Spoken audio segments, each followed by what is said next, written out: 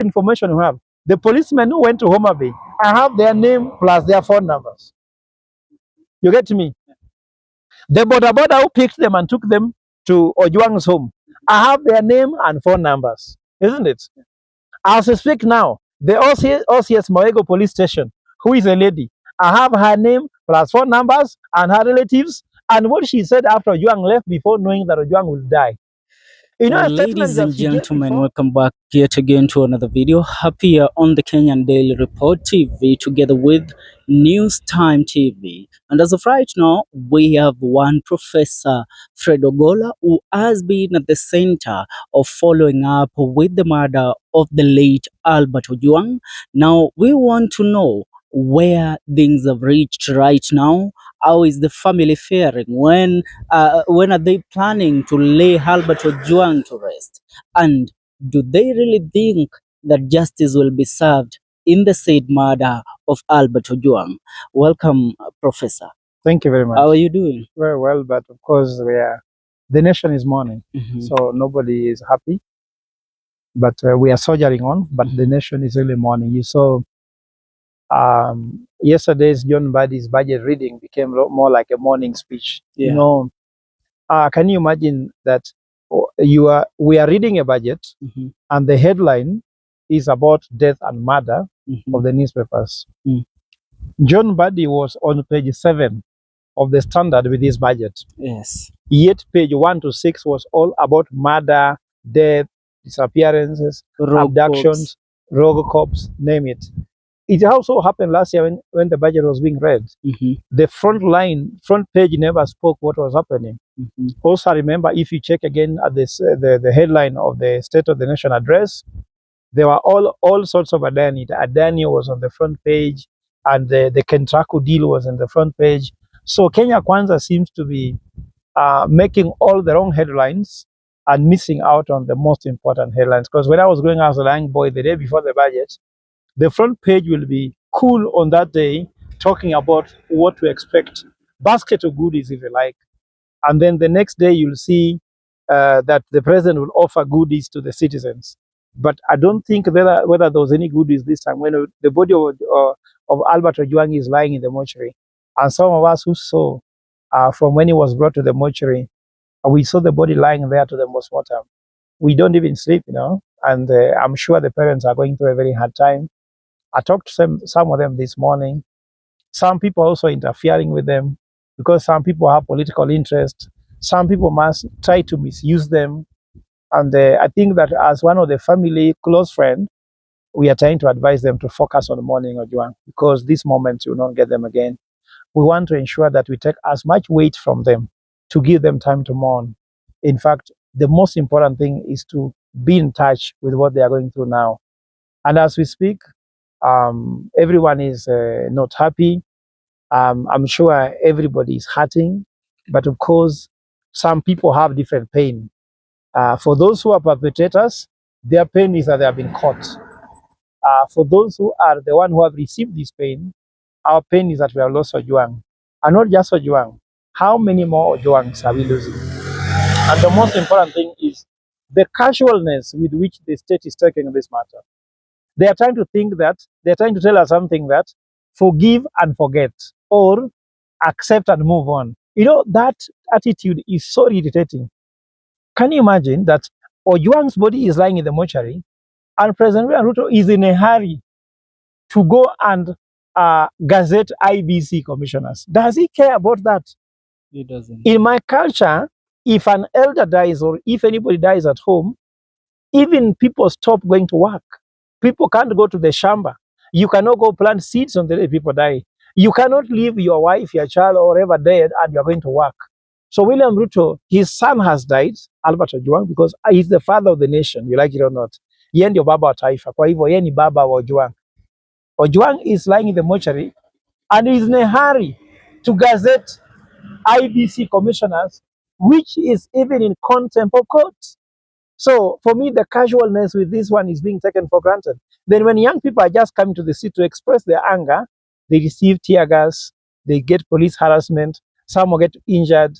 So you are looking at the same, are we in Kenya? For me, that's what I'm asking myself. Professor, on matters investigation into the murder of one Albert Ojwang, the IPOA and the investigative bodies in the country are trying to convince us that they are doing everything necessary in their power to make sure that the real culprits are brought to book.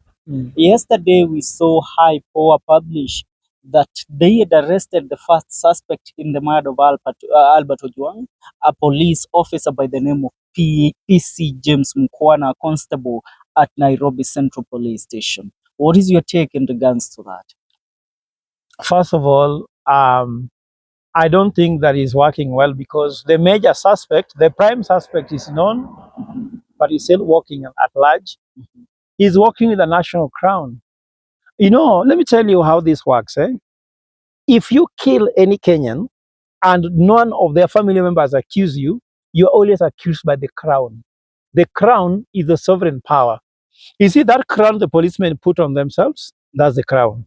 So, how can someone who has killed a citizen continue working with the crown? You know, because he's working with those are state instruments on his body. That one, I mean, Lagat. I mean Kanja, they should be dethroned. They should completely be divested. They should remove all those national vestments, which were those ones have been decorated with state instruments on their body, yet the body of Juang is lying there. So for me, we should have started first of all with arrest of the prime suspect, because even the inspector general said it, that the prime suspect is Langat. It was said again by Murkomen. So the parliament also said it is. The DCI said it. So why are we waiting? Is there any holy cows in these shades? Are there some people who are untouchable? Are there some people who are invulnerable? Are there some people who are unbogable? So according to me, we don't know how special Kanja and Lagat is. If they get arrested, that's when we shall believe that IPO has begun their work. But the side issues, we don't get it. We know these incidents whereby those senior officers can even give money to the families of those officers that are arrested so that those people can stay in custody. Later, they'll be released. Like you see now, I'm hearing cases whereby some of them have disappeared. Do you know why we have police cells? Do you know why we have remand? A remand is where you're being put to stay undergoing investigation. If you were the one who had made a mistake by now, they could have not given even 1 minute that you record a statement and go. You could have recorded the statement, remain in police custody until you are taken to court, and only court can now free you or keep you longer. Why were they given this chance to run scot-free? It means that there are so many differences how they treat citizens and how they treat themselves, because some of us have been arrested of doing nothing, that you are walking on the street, that they think you want to demonstrate. We'll be arrested for that. They never gave us a chance. We stayed in the cell for 48 hours or more. But for them, they don't. And for me, what is sad, the fact that these officers have been left to work scot-free. They went to Homa Bay and found Ojwang having lunch with his wife. He never finished his lunch. What was so much of a hurry that he was picked that he couldn't even finish his lunch. You know, eating, I think, is one of the things that beats for life. So I think it's a human right to eat. So they took him when he was having lunch. For these other guys, there's no hurry to put them in a cell. Ojwang committed nothing apart from just posting. For them, they have committed murder and there's no agency that they should be put inside. So between somebody who has killed and somebody who has just blogged, who should be in a hurry to be put inside the cell? It is those people. And they have just been left to run scot-free. Yet, if it is you, you can be locked for even 10 bob, for 10 shillings. But these people have killed a party, they have killed a very important person in Kenya who was the voice of the young people. He was the voice of all of us. And that's why you're seeing us, we are going to the streets, we are not sleeping, we are fighting, we won't be lent. And I want to tell the government, if someone tells you you can sell for us fear, sell it elsewhere. We won't buy fear. And I can tell you very well, don't look at me as if I'm supposed to be afraid of you. Afraid of you for what? Don't look at me, you should talk to me like a child. I'm not a child. Again, don't look at me like you talk to me as if I'm an idiot. We are educated. In fact, the incompetence and illiteracy is more in the government than with citizens. You know that? That's why you see when Gachaga was still in government, he told them, if we want to reduce the wage bill, let us start by prosecuting all the people who have fake degrees inside the government. So, do you know how many people have fake degrees inside the government who should be prosecuted? So, the people who know what needs to be done is us, not them. So, they cannot lecture us on anything. Apart from that, yesterday there was a publication by the Star News. Yeah. It was the whole scenario of the 36 hours that took the life of one Albert Ojo. And one, let me say, paragraph or one section of the said story caught the attention of the whole nation at large. That Albert Ojwang arrived in Nairobi and was taken to Mazingira House, which is the DCI headquarters.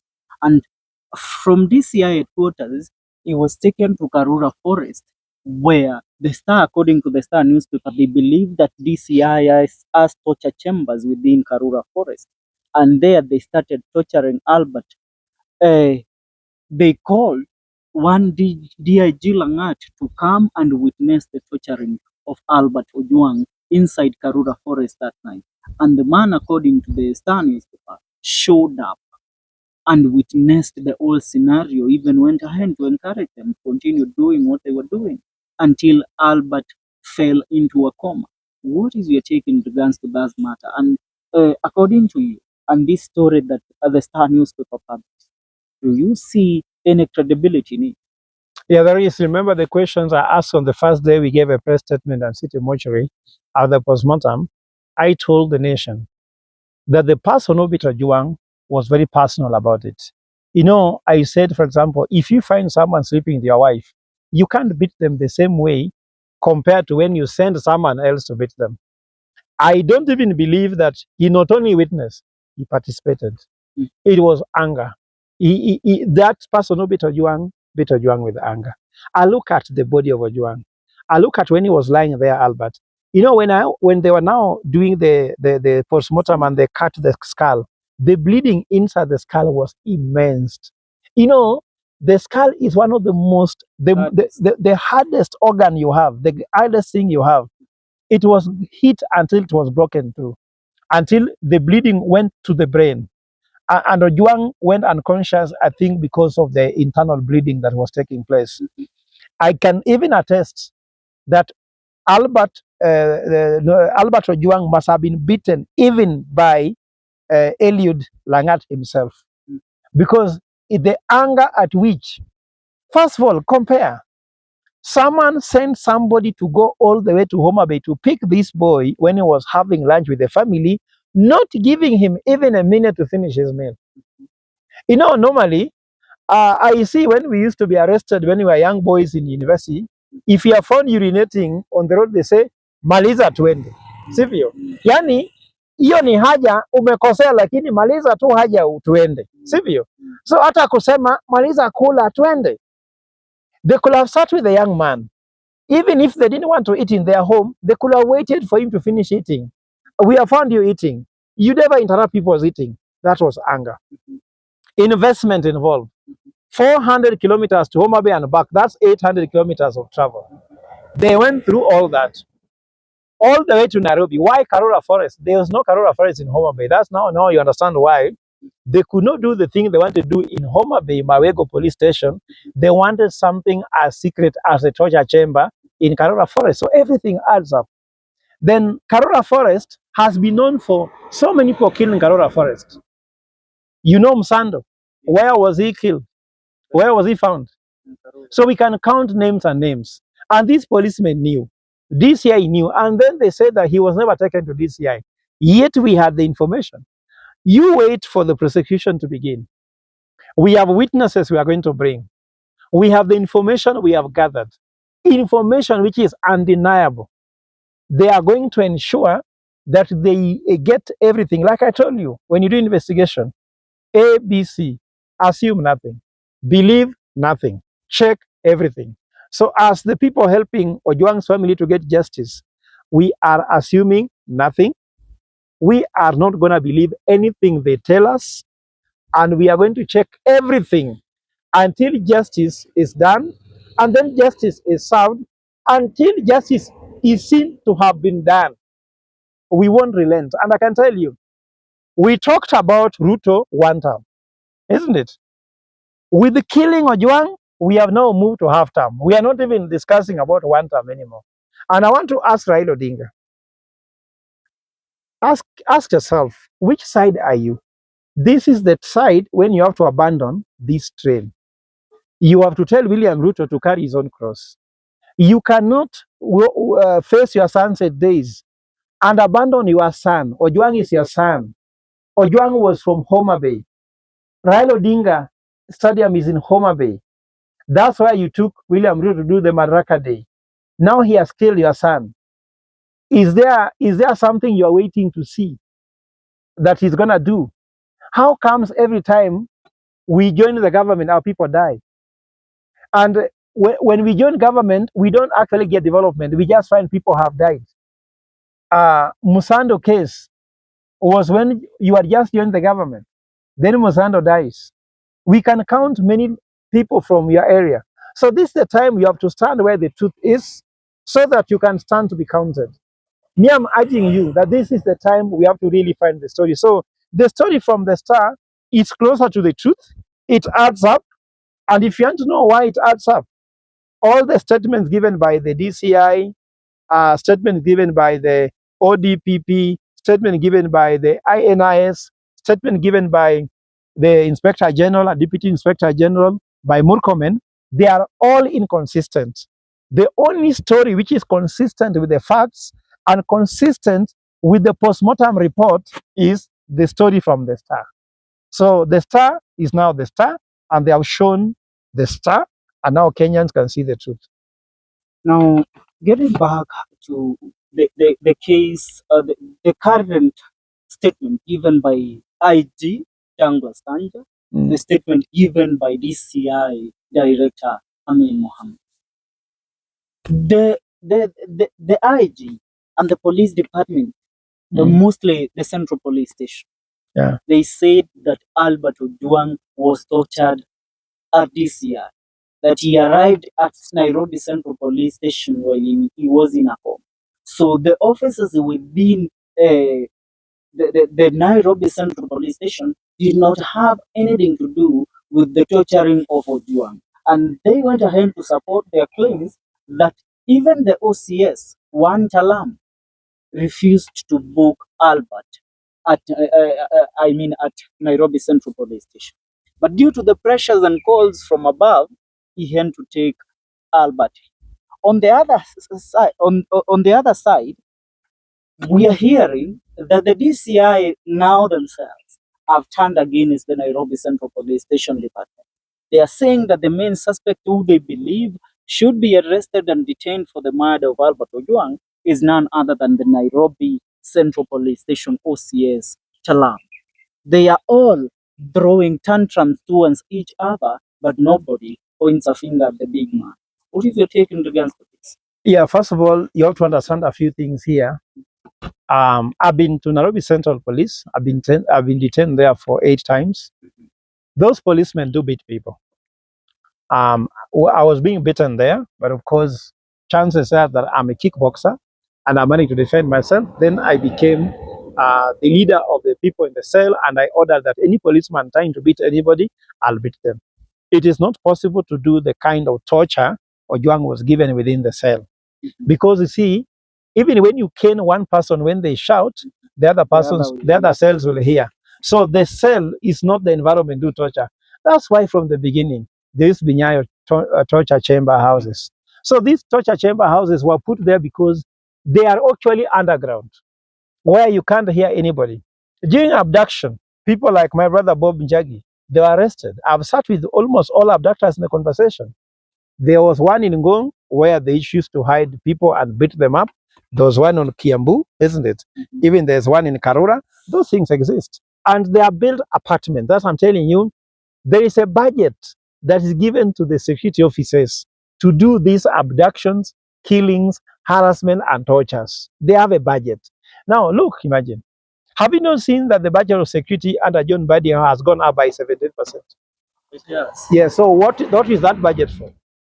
Are we at war? How comes we increase the budget by 17%? If you increase by 2-3%, you can talk about inflation. Economy is not even going at 17%. How can the budget for security grow by 17%? Economy is growing at 4.8%, yet budget for security grows by 8%, 18%. Then John Biden cheats us that you cannot enjoy economic development without security, so you put money on security so that you can enjoy development. What are they telling us? They want to put money to beat people, torture them, abduct them as from they enjoy life. Because who is enjoying this economy? Those that are in government. Those in government. Because if you look at even the budget, it says that 3.11 trillion is going to the recurrent expenditure for the state officers. Only 671 billion is going to development. So this budget, how the government is doing the budget, should tell you what they're intending to do. It should tell you this torturing will continue. So why am I believing that Ojwang was checked in when he was already there? The first statement was inconsistent, that somebody was already dead by 2:35, yet he was booked at 2:35, isn't it? In Central. They said they booked him at 2:35, isn't it? But he was already dead by that time. And then they said he was taken to Baghdadi. We went to Baghdadi, and the Baghdadi people said they never received the body. Now they are saying Baghdadi denied to receive the body. And I asked, can we be told who exactly was the doctor who was brought, who was given attention, or who met Ojwang and said we cannot admit him? Because they said, if you look at the postmortem form, which I have here, because I was in the postmortem in City Mortuary, is written that Ojwang was moved from Central Police Station where he was being held and taken to Baghdadi and declared dead on arrival, isn't it? So all these things don't add up. And I can tell you, do you know the most difficult thing to add up is a lie. A lie does not add up. The truth adds up. Like you see now, we are sitting with you on the bench here on Kunda Road, isn't it? If someone says that I was on Korosho Road, it's impossible that I can be in Kunde Road at the same time be in Korosho Road. The reality on how to know the truth is a principle in theology or philosophy called the principle of non-contradiction. A thing cannot be and not be at the same time, in the same way, in the same place. So you cannot be in City Mortuary and not be in City Mortuary at the same time, in the same way. So Ojwang could not be in Karora Forest and at the same time be in Central, at the same time be in City Mortuary, at the same time be in Baghdadi Hospital, the same person, the same way, at the same time. So if you know that, just stop lying. The truth from things stay away. But you know what happens here. This is where the gist of the matter is. The bottom line is this. Bottom line is that who is in charge of Kenya police is that guy called Lagat, not even Kanja. Yes, the truth be said, you can be a CEO in a bank, but the secretary at the reception is the brother to the chairman of the board. That person is your boss. In Kenya, we don't obey orders. We obey. We have political patronage. So Lagat, having come from Ruto's stronghold backyard, that's why they wanted to eliminate Kanja, because Kanja comes from Madira, and they replaced Kanja with Lagat, and they misfired. So Ojwang died in the crossfire. Are you getting my point? Yeah. That's why even if they know now that Lagat has made a mistake, have you heard what Cheragay said? Yeah.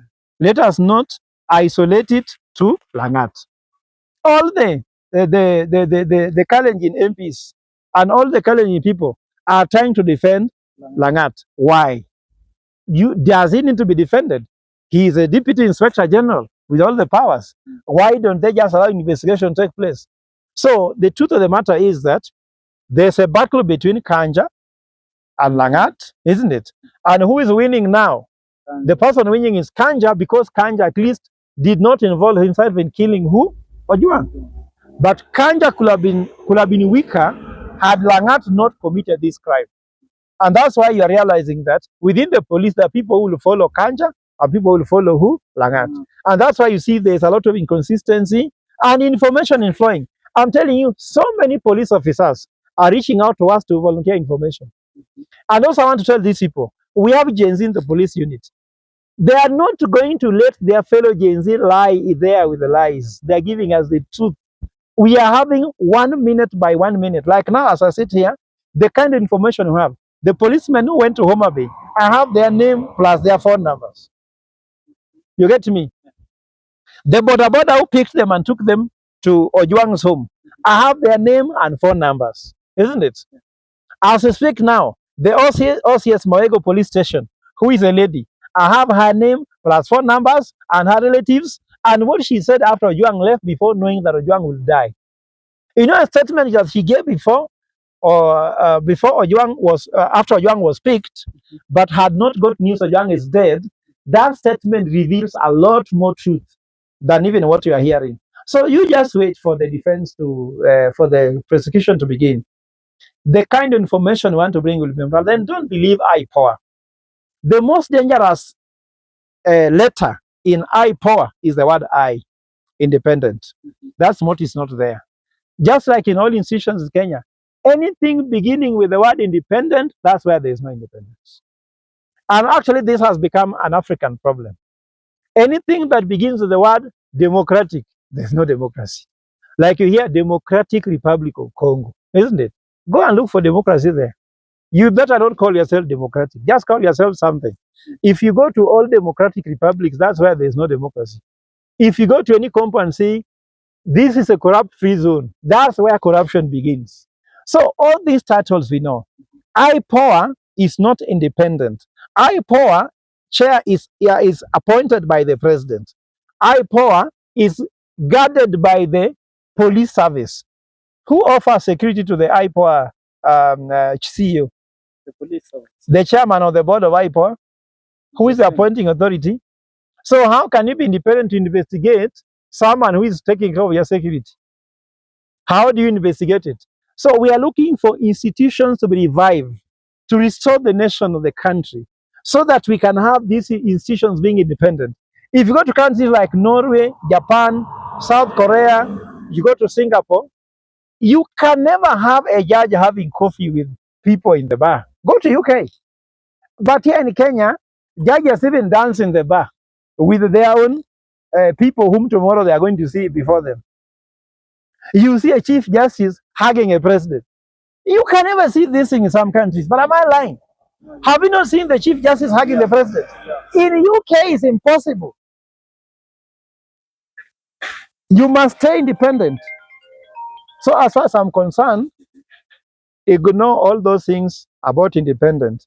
That's why when we went to the postmortem, IPOA took their samples for toxicology. We also took our samples, isn't it? IMLU took their samples.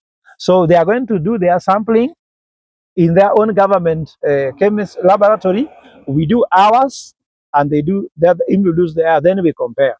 If our records are the same as IMLU, then the one for our part of Tamwaga to take a destiny, and then we take the no, because it must be corroborated. Yeah.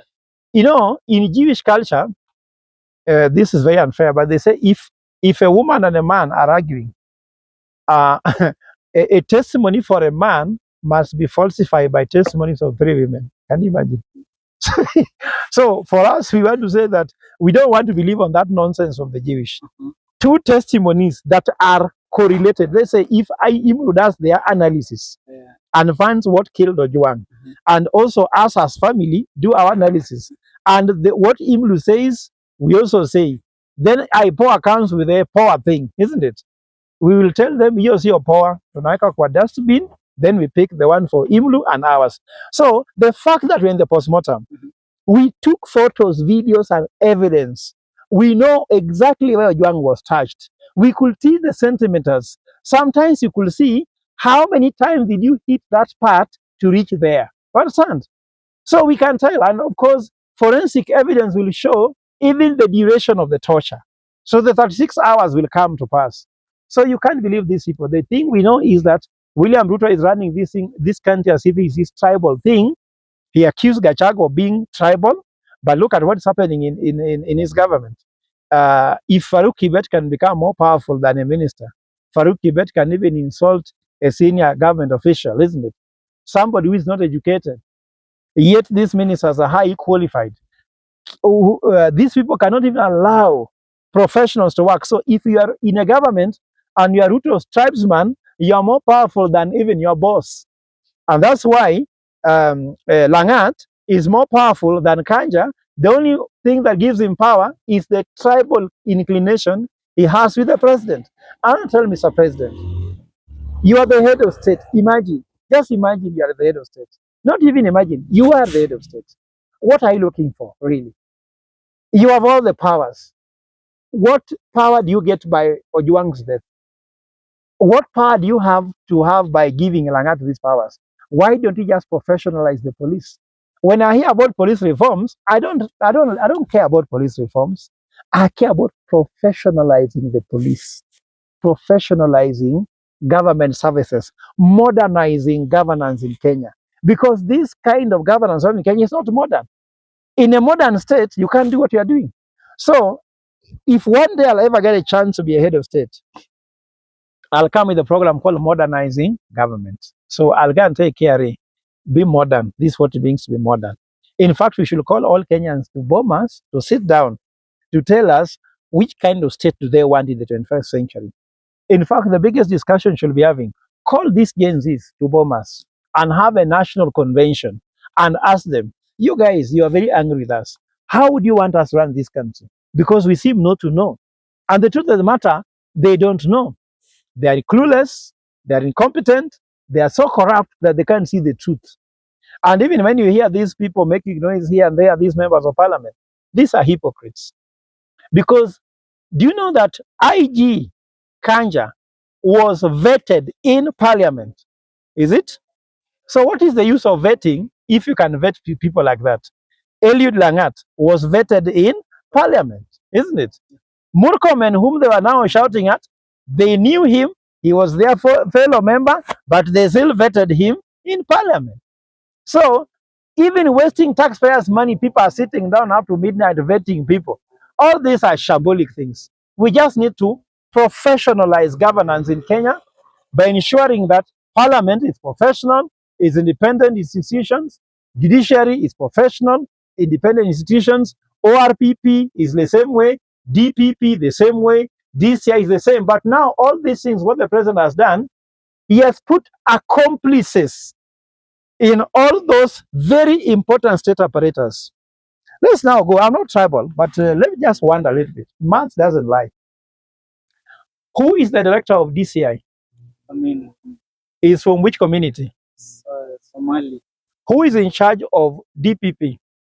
DPP. Somebody from let's say Kakamega. I think. Yeah, that's okay. We go to we go to which other unit department? NIS, isn't it? It's from where? Somali Nursing Hajj. Yes. So you can count those are very key components to be put in the hands of one community. You can count them, there are very many, isn't it? And that brings a big problem. Healthcare, isn't it? Eye power, same, isn't it? So our problem begins by the president having allowed the Somalis to buy those positions. They bought them and they gave him money. And when they gave him money and bought those institutions, now they are being used on his interest. You get me? We have a businessman, we don't have a president. When you have a president who does not know his constitutional roles, and is a businessman can even sell for you a donkey for meat, isn't it? Can even sell you a dog for meat. If you look at him meeting even thugs, rebel groups in State House, the president has traded with everything. So he is a businessman. So Kenyans, please, the next time you're electing a president, choose a patriotic Kenyan. If there was any way to know it, Ojwang could be one of the most patriotic people in Kenya. Look for someone who has the heart and soul of the country. Because our problems begin with lack of patriotism. If you lack patriotism, you'll be corrupt. You'll be a tribalist. Eh? You will not be able to allow meritocracy. You cannot be curing the economic problem we have. Governance will not be your priority. You won't bring in what you call rule of law. You cannot be able to bring national security. You won't care about people's health care, about their education. A patriotic Kenyan like Kibaki knew that, let me take children to school. Even if I die, their mothers will thank me later. So I'm saying that's the true measure in 2027. Don't elect anybody just because you think they're putting on a suit. Elect the person whom we think is patriotic. Don't vote for money. Vote for patriotism. Thank you.